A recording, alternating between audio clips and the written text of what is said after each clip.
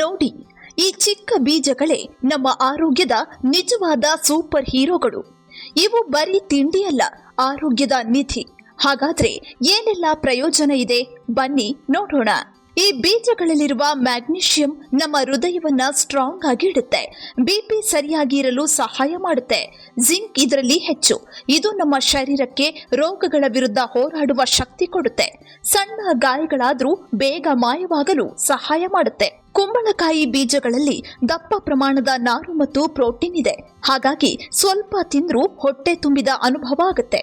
ಸುಲಭವಾಗಿ ತೂಕ ಇಳಿಸಲು ಇದು ಸೂಪರ್ ಟಿಪ್ಸ್. ರಾತ್ರಿ ಸರಿಯಾಗಿ ನಿದ್ರೆ ಬರ್ತಿಲ್ವಾ?